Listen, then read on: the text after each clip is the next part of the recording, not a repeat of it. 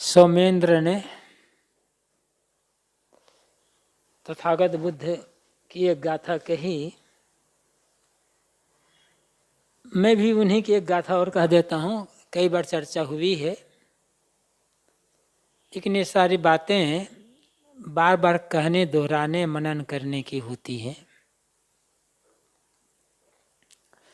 तत्राय माधि भवतेद पुन्नंस भिक्खुनो इंदि गुत्ति संतुष्टि पाति मुख्य से संवर मित्ते भजस कल्याणे शुद्धा जीवी मतंदितम।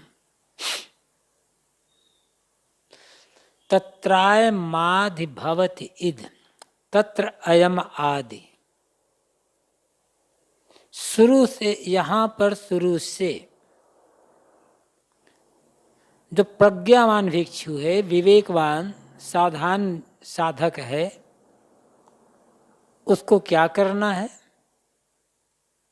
इंद्रिय गुत्ति संतुष्टि पातिमुख्य च संवरो। इंद्रिय गुत्ति, गुत्ति कहते हैं सुरक्षित को, संयम को। इंद्रिय गुत्ति, इंद्रियों पर संयम। संतुष्टि, जो प्राप्त हो उसमें संतोष। पातिमोक्ष संवरो, पातिमोक्ष बौद्ध दर्शन का एक पारिभाषिक शब्द है।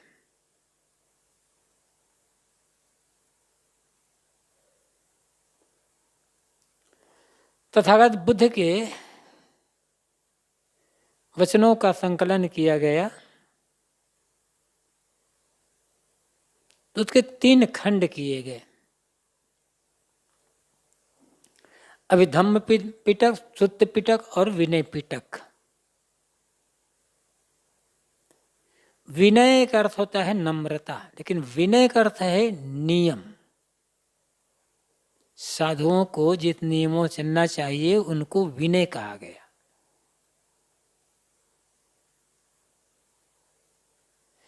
तो पातिमुख्य संवरों का अर्थ हुआ जो साधुओं की साधना के लिए जो नियम बनाए गए हैं उन नियमों का पालन।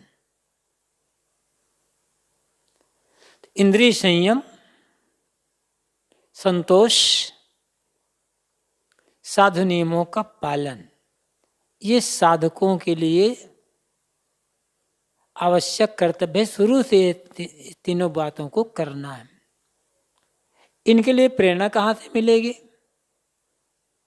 मित्ते भजसु कल्याणे, जो कल्याण मित्र हैं उनका भजन। भजन का मतलब संगति, सेवा, स्मरण। कल्याण मित्रों की संगति। कल्याण मित्र कौन? शुद्धा जीवे अतंदितम, जिनकी आजीविका शुद्धता पूर्ण है और जो अतंद्रित है, सब समय जागृत, पूर्ण सावधान है।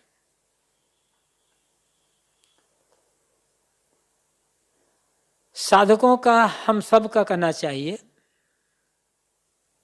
पहला काम क्या है? इंद्रियों पर संयम। इंद्रिय संयम के बिना किसी का भी जीवन व्यवस्थित नहीं रह सकता है और किसी को मानसिक शांति की प्राप्ति नहीं हो सकती है। खखा चाहे खोर मनावे,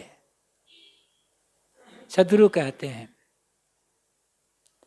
यदि शांति चाहते हो, आत्मानंद का अनुभव करना चाहते हो, तो खोरी को मना लो। खोरी गली, अर्थ है इंद्रियां को मनाने का मतलब स्वत रखना, संयमित रखना। गलियां आने जाने के साधन होती हैं। कहीं भी आना जाना हो तो सड़क चाहिए, गली चाहिए। कोई गली ही ना हो, सारे के सारे मकान सटे हो एक दूसरे से, तो आदमी मकान में प्रवेश कैसेगा, निकल कर काम ढंग बाहर जाएगा कैसे? इसलिए गलियां होती है। इसी प्रकार संसार हमारे भीतर प्रवेश कैसा करता है? किन गलियों से प्रवेश करता है संसार? इंद्रिय रूपी गलियों के माध्यम से संसार हमारे भीतर प्रवेश करता है।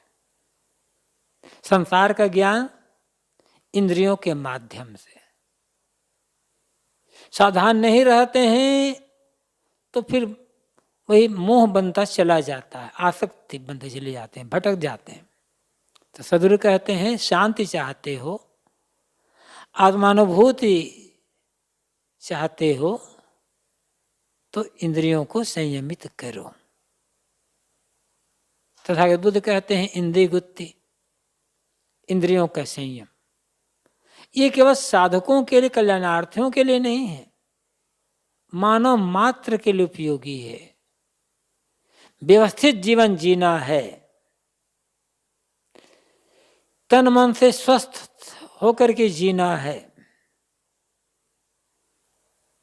मानसिक शांति का अनुभव करते रहना है, तो पहला काम करना पड़ेगा इंद्रियों पर संयम। जीवन पर्यंत इंद्रियों से काम लेना पड़ेगा। थोड़ा सा संयम करें, संसार में उलझे फंसे। संयम कर ले, उलझना सुलझ गया, संसार बंधन कट गए। संयम, हर बात में संयम, हर बात में संयम। किस में संयम? किस में नहीं, हर बात में संयम। चाहे जिस बात में हो संयम। खाने में, पीने में, बोलने में, बरतने में, सोने में, जागने में, बात में, व्यवहार में, काम धंधा में, बैठे रहने में, सोने रहने में, सब में संयम। व्यवस्थित जीवन। दूसरी बात संतुष्टि, संतोष। अपने को जो मिल जाए समझना चाहिए कि ये पूरा है। अपने मन को हर समय ऐसा बना कर रखना चाहिए कि कभी कमी का अनुभव ही ना हो। बाहरी जो चीजें हैं उसमें कभी कमी का अनुभव ना हो, लगे जो है जितना है पर्याप्त है, ज्यादा है। धम्मपदम में ही तथागत बुद्ध ने कहा है सलाभम नातिमन्ये नान्यसम पीयम चरे अन्यसम पीयम चरे भिक्ख समाधिम नाधि गच्छति। सलाभम नातिमन्ये, सलाभम स्वलाभम, अपने को जो मिले, नातिमन्येत उसे कम ना समझे, नान्यसम पीयम चरे, और दूसरे के पास जो वस्तुएं हैं उनकी पीह मतलब इच्छा, उनकी कामना ना करे। अन्यसम पीयम चरे भिक्खु, जो भिक्खु, जो साधक दूसरे की वस्तुओं को देख देख करके ललचाता रहता है, समाधि में आदि गच्छति, वह समाधि लाभ नहीं ले सकता, उसकी समाधि नहीं लगेगी, क्योंकि मन में लोभ है, मन में तृष्णा है। दूसरे को पूजा मिली, प्रतिष्ठा मिली, सम्मान मिला, कोई और चीज मिली, अरे उसको तो इतना मिला, हमको तो इतना मिला, कम मिला, या हमको बिल्कुल नहीं मिला। उसके बाद देखो इतने इतने लोग हैं, चीजें हैं, क्या मतलब? जिसके पास जितना है उतना पर्याप्त है।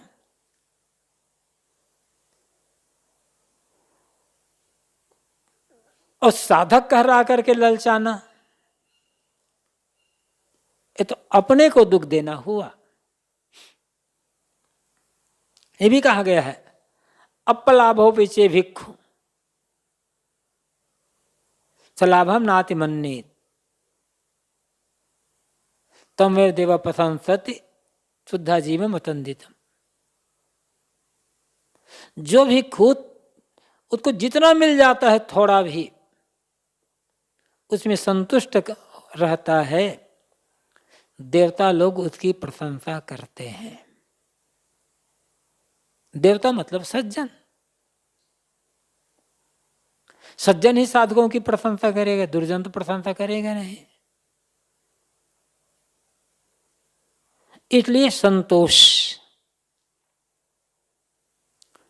बिना संतोष के कोई सुखी जीवन जी नहीं सकता है।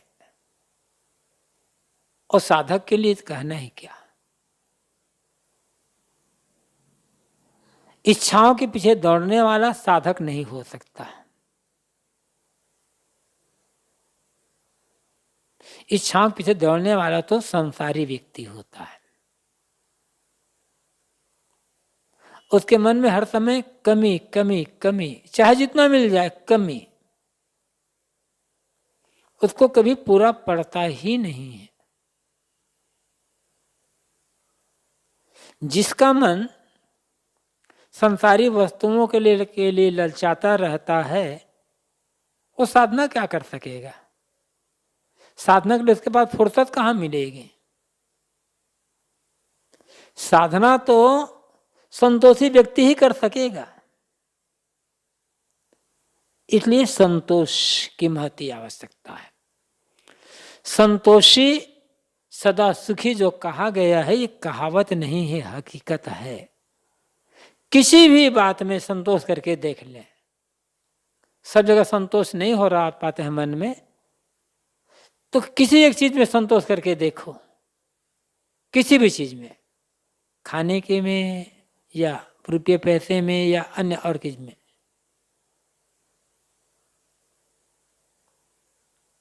फिर देखो कि उसके संबंध में कितना आनंद मिलता है।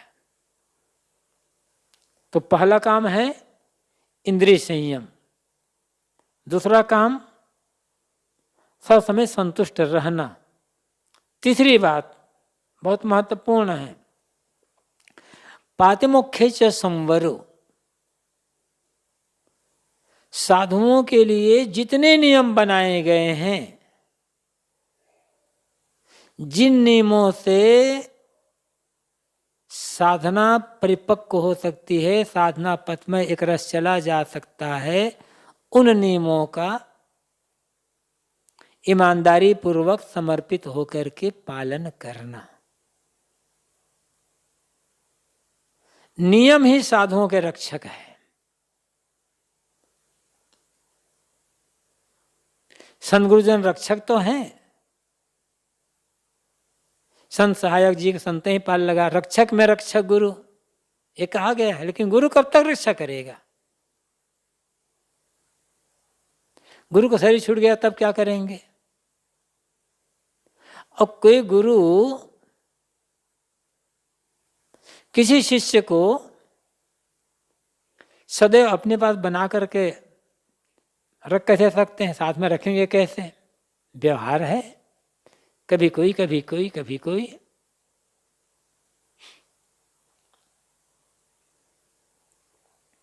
लेकिन नियम तो हर जगह हमारे साथ है। हमारे पर निर्भर है कि कितना हम नियम का पालन करते हैं। किसी एक नियम का उल्लंघन हुआ तो धीरे धीरे मन ठंडा होने लग जाता है।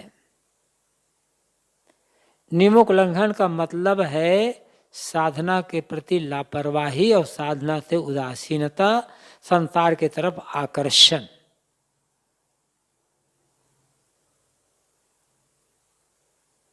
कहीं भी रहें, आश्रम में रहें, समाज में रहें, अकेले रहें, भ्रमण में रहें, हर जगह नियम। जो नियम से चलता है उसके मन में कभी किसी बात को लेकर भय नहीं हो, चिंता नहीं होती। और नियम को उल्लंघन करें, तुरंत भय और चिंता सर पर सवार।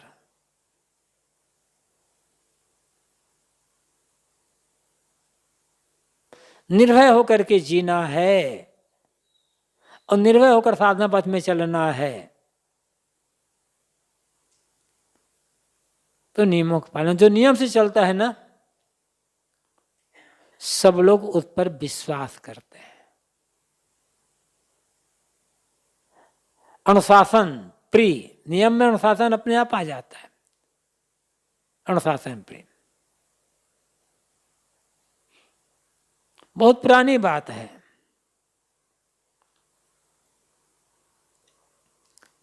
शायद बिहार में था मैं या कहीं पर था, उसमें गुरुदेव जी ने था कि मैं था, मेरे साथ रहेंगे और श्री ज्ञान साहब थे और अन्य अनेक संत थे। तो सत्संग का समय था, बहुत से संत अपनी अपनी बात कह रहे थे।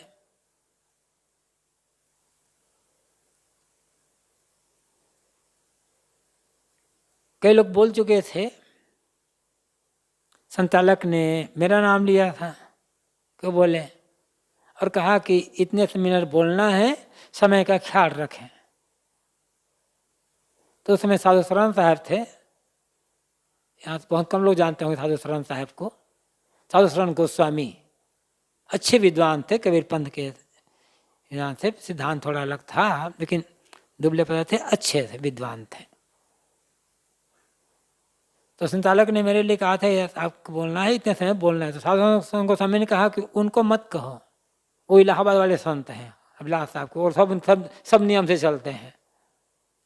मतलब वो लोग ये समझते थे कि इलाहाबाद के जो साधु हैं, जितना कहोगे उतना ही बोलेंगे। एक नियम है, अनुशासन है। तो हम जब नियम से चलते हैं ना, तो उसमें हमें अंदर से निर्भयता तो आती ही है, लोगों का विश्वास जमता है हमारे ऊपर। और जिस आश्रम में हम रहते हैं, उस आश्रम की प्रशंसा होती है, भाई कि वहां के साधु हैं, वहां साधु ऐसा काम नहीं कर सकते।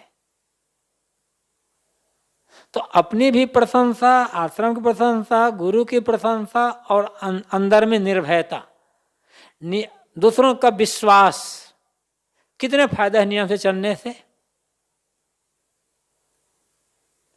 और उल्लंघन करो नियम का तब स्वयं अंदर में भय कि लोग हमें कुछ कहें ना,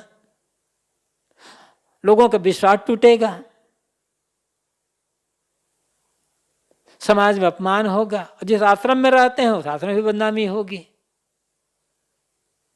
एक नियम को उल्लंघन करने से अपना तो नुकसान हुआ ही हुआ, लेकिन सामाजिक प्रतिष्ठा भी गई, मन में भय भी हुआ, और हमारे जिस आश्रम में जिस समाज में रहते हैं उस समाज की बदनामी, कितना नुकसान हो रहा है। और एक नियम का पालन कर ले तब अंदर मन निश्चिंत, निर्भय, आश्वस्त, दूसरों का विश्वास, सामाजिक प्रतिष्ठा और अपने गुरु, अपने आश्रम की प्रशंसा, कितना फायदा हुआ है। फिर उस नियम चलने से हमारा आत्मकल्याण भी होना है, लोक प्रतिष्ठा भी है, मन की निश्चिंतता भी है और आत्मकल्याण होना है। इसलिए कहा गया है कि साधु मोक्षे च पाति मोक्षे च संवरो। साधु जिन नियमों से साधना पूरी होती है, साधकों के लिए जो नियम बनाए गए हैं, ईमानदारी पूर्वक उन नियमों का पालन। अब बात ये आती है, इंद्रिय संयम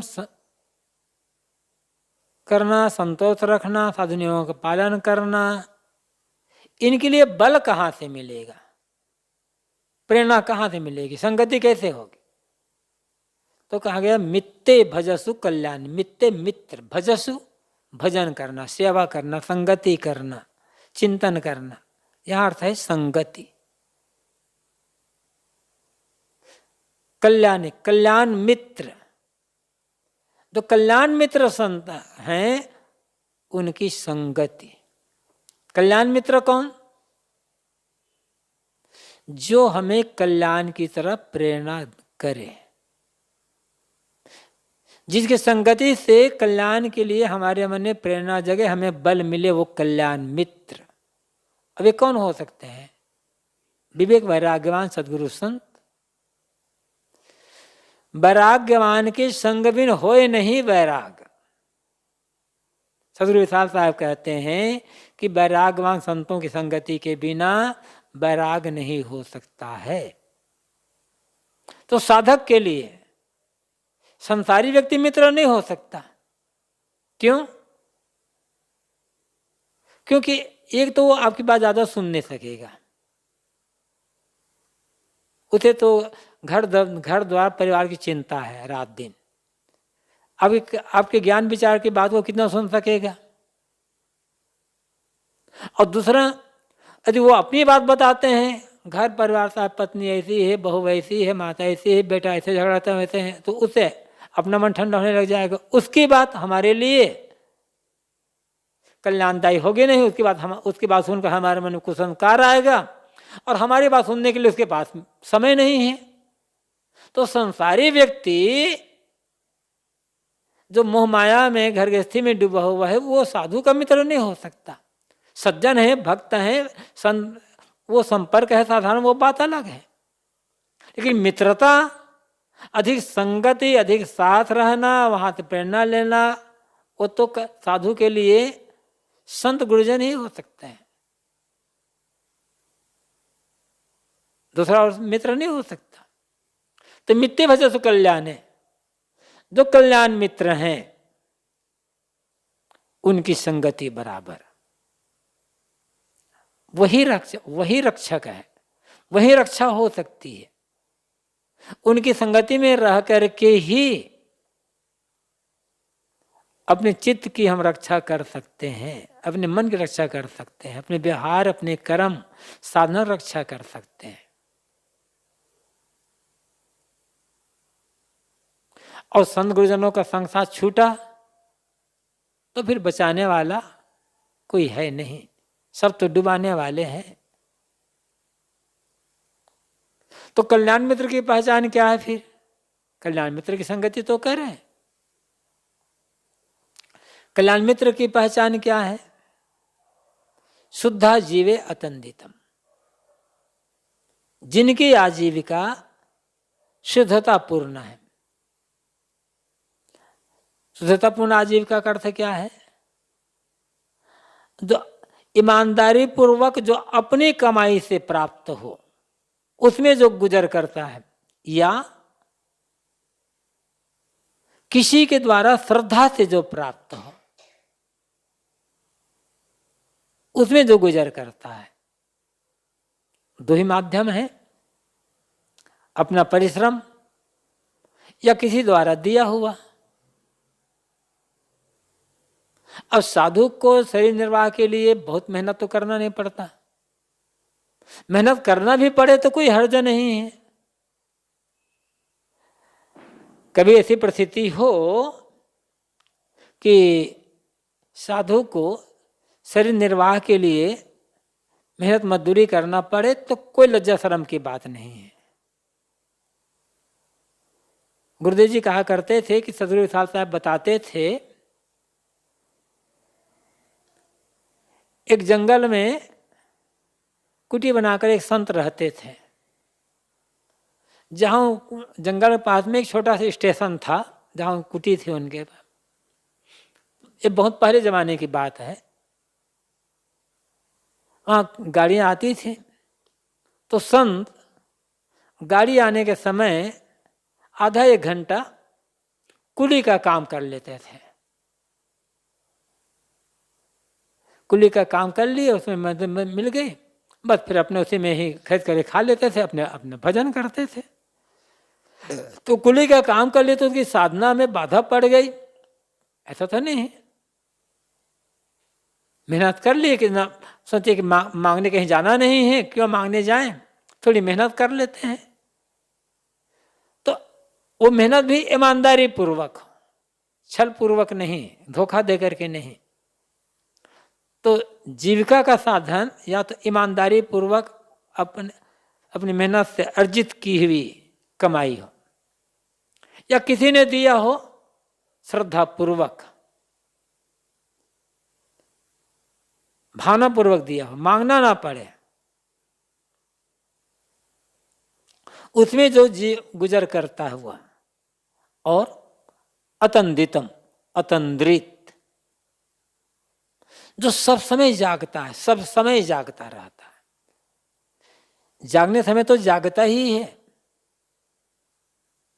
सोने के समय भी जागता है। इसका मतलब क्या है?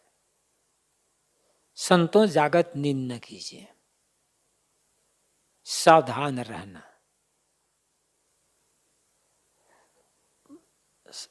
जैसे संत होते हैं उनके लिए जो कहा जाता है, दोनों तरफ कहा जाता है। जो वैराग्यवान संत जो होते हैं, इस जागृति काल में तो जागते ही हैं, सोते समय भी वे जागते हैं, और रात में सोने समय तो वो सोते ही हैं, जागते जागते भी वे सोते हैं। इसका मतलब क्या है? बात लाक्षणिक है। जब तक जाग रहे हैं तो जाग ही रहे हैं। सोने समय जागना मतलब यहाँ जागने का अर्थ है सावधान। हम निरंतर सावधान, हमारा मन यदि विवेक, विचार, ज्ञान, भक्ति, संयम, साधना के चिंतन में लगा हुआ है, और वही ज्ञान, भक्ति, विवेक, वैराग्य के बाद सोते सोते सो गए, तो संस्कार भी हमारा वही ज्ञान भक्ति करेगा। मतलब हम उस समय भी जागरण, जैसे नींद खुलेगी वो जो संस्कार सामने है ज्ञान वैराग्य की बात सामने आ जाएगी। तो इस सोते हुए भी जाग रहे हैं, क्योंकि संस्कार अंदर में है। सोते समय वो सोते ही हैं, मतलब जब सोते समय हैं तो नींद तो लेते ही हैं। जागते जागते भी सोते हैं, मतलब मोह से सोते हैं, संसारिकता से सोते हैं। बस प्रसंग अलग अलग है, अर्थ बदलना, अर्थ को समझने की आवश्यकता है। तो यहां प्रसंग है अतंदितम, अतंद्रित, तंद्रा असावधानी, बेहोशी, गाफिली, अतंद्रित जागरूक, सब समय जागरूक, सब समय जागरूक। फहम आगे फहम पाछे फहम डायन साधु कबीर ने जो कहा है, ऐसे जो संत सब समय जाग रहे हैं वो हमें जगा सकते हैं। जो सोए हुए हैं वो हमें क्या जगाएंगे? तो तथागत कहते हैं जो कल्याण इच्छुक साधक हैं, प्रज्ञावान साधक हैं, उनको शुरू से ही ये काम करना है, और ये काम शुरू से लेकर के अंत तक करना होगा। इंद्रियों का संयम, जब जो प्राप्त हो उसमें संतोष, साधु नियमों का पालन, विवेक वैराग्यवान जो संत गुरुजन हैं उनकी संगति, शुद्धता पूर्वक जीवन का निर्वाह, और सब समय जागरूक। फिर कल्याण में, निर्वाण में कोई बाधा नहीं है। अब इनमें से किसी एक को छोड़े तो निर्वाण केवल या कल्याण या मोक्ष केवल सपने में रह जाएगा। दुख निवृत्ति चाहते हैं तो इंद्रियों पर पुनः संयम करें, प्राप्त में संतोष रखें, साधु नियमों का पालन करें, सदैव विवेक वैराग्यवान सद्गुरु संतों के प्रति प्रेम रखें, कभू भाव कुभाव से जन झुट जाए सने, उनके प्रति श्रद्धा स्नेह घटने ना पाए।